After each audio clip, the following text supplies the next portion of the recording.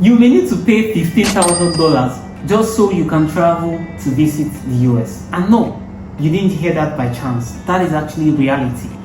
Now, the US State Department recently released a travel circular policy stating that a couple of countries will be required to post a bond between $5,000 to $15,000 before their visa is issued. This amount, honestly, is refundable. However, it's taken as a guarantee that you are expected to leave the country after you travel to the US. Why? Because there are high rate of overstays from these countries that are on the list. For now, we have confirmed that they have Zambia and Malawi. We don't know about Nigeria. I hope that Nigeria is not yet on the list, but information reaching us is that we have high overstay rates, so it's very likely that we would fall on that list. So how would this apply when you apply for a visa? You are not expected to go and pay the $5,000 or $10,000 or $15,000 because some people might want to do oversabi. So you go and pay before you even go for your visa interview. No, if you do that, that money will not be refunded to you. Because I know our people, we think that okay, we can get the money that we pay, we get the visa. Now, it's not even a guarantee for a visa. So the way it works is you're supposed to go in for the interview after you've done the normal application process, schedule your interview. During the interview, if you're found admissible and eligible, then the visa officer will make their own jurisdiction to decide whether you need to post the bond and how much of a bond they think you should post. So they can choose between $5,000, $10,000, and then $15,000 and tell you to go and post the bond. After you've posted the bond, your visa is then issued and you can travel. Now, if you travel and you flout any rules that do not comply with your visa, then that money would never be refunded to you, even if you return later. So it's not just about you returning as at when due. You also need to make sure that during your visit that you are obeying all the rules that are expected of you during that visit and stay. So when you then return, you can apply for a refund and you get your refund. Remember, don't do oversabi and go and pay the money thinking that it's going to influence them to give you a visa. Many people, I can bet it, would fall for that risk. Now, very recently, in the past few months, in this current administration, there have been several travel policies that have been released back to back to back. So let's walk through those policies and how they affect us in Nigeria and even Africa at large. One of which is mandatory making of your social media account to be public. I spoke about it in a short video that I did previously, but I'm going to expand on it in this current video. So when you are applying for US visa, no more private accounts.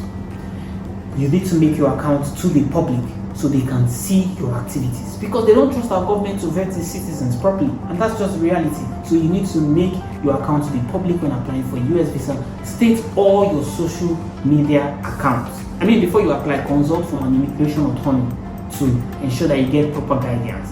But however, this is just based on the news out there. So put your information, make sure that your account is public, and provide all your social media accounts which would be vetted to know those people who are very hostile towards the US as a state, as a country, and an entity. Now, it's not just social media. The most interesting part is the actual review of the validity of visas that are issued to people in Africa and Nigeria. So we're going to be getting 3 months visas. It's sad, but that's the reality. That also emphasizes the fact that they have more people from our countries that are overstaying their visa. So when you're issued a 3 months visa currently, you are only required to stay for a duration of time and also leave based on what is agreed and what you stated in your application. And it gets interesting, it's single entry. So you cannot say, okay, I'm leaving this month, I'll follow in next month, I'll go follow in the next 3 months before the thing expires. It's single entry visa. I mean, it's sad, but that's the reality. Previously, what we used to be entitled to was either a 2-year visa, then reviewed to 5-year visa validity, and multiple entry. That was basically enjoyment. Now it's no longer a walk in the park. I don't know. What do you think about all these travel policies? I feel bad for Malawi and Zambia, but I mean the US government had their reasons. So what do you think about this? Let me know in the comment section. Is this something appealing? Do you think this is a mirror and a time for your government to reflect and think about how we can do well for ourselves back home here in Africa? I don't know. Just let me know in the comment section. But this is the update so far. If you have any particular questions, and before I forgot, there's actually one thing that was mentioned, but so far so good, I haven't seen it implemented 100%, which was the integrity fee. There was supposed to be another integrity fee for those who are applying for the visa. that will require you to pay about $250, which was supposed to serve as the bond. But then some people clamored that the monies were small. Now, those monies probably have even been reviewed higher. We don't know, but all of this would come into effect by 20th of August. So expect more updates. I'm expecting, I'm always on the website looking out more information. Very soon we'll get more updates and know how many countries are actually going to be impacted by this new policy, to what extent. It's tough time around the world. All the countries around the world are taking up conservative leaders and they feel like they need to enter more protectionism to secure their country. I mean, if you have your country, you will probably need to secure your country too. So yeah, everybody needs to do what's in their best interest, and that's how I see it. So that's that.